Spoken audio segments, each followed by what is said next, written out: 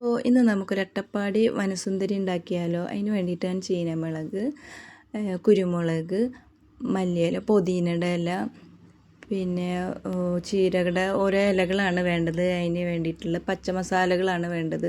അപ്പോൾ അതിലേക്കുള്ള ഇൻഗ്രീഡിയൻസൊക്കെയാണ് ഞാൻ പൊട്ടിക്കുന്നത്. കറിവേപ്പിൻ്റെ ഇല, ഒരു ചെറുനാരങ്ങ ഉണ്ട്, പിന്നെ ഇഞ്ചി, വെളുത്തുള്ളി, ചതുകുപ്പ, സർവ്വസുഗന്ധിയുടെ ഇല, ഇതൊക്കെ കൂടിയിട്ടാണ് കേട്ടോ ഞാൻ അരച്ചിരിക്കുന്നത്. നന്നായി എല്ലാതും കൂടി നന്നായി വെണ്ണ പോലെ അരക്കണം.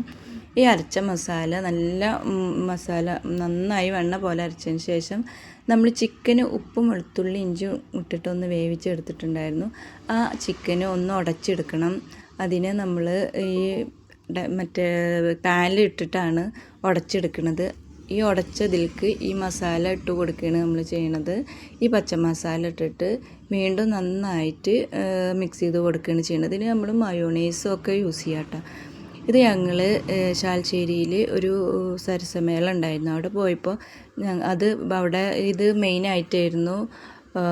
വനസുന്ദരി എന്ന് പറഞ്ഞിട്ട് ഈ ഒരു സംഭവം നല്ലോണം പോകുന്നുണ്ടായിരുന്നു. പക്ഷെ ഞങ്ങളൊക്കെ പോയിട്ട് കിട്ടിയിട്ടുണ്ടായിരുന്നില്ല, നല്ല തിരക്കായിരുന്നു. അപ്പോൾ അതൊന്ന് ഉണ്ടാക്കാൻ നോക്കാമെന്ന് വിചാരിച്ച്. അടിപൊളി ടേസ്റ്റാണ് കേട്ടോ. നിങ്ങളൊന്ന് ഇത് ഉണ്ടാക്കി നോക്ക്. ഓക്കേ.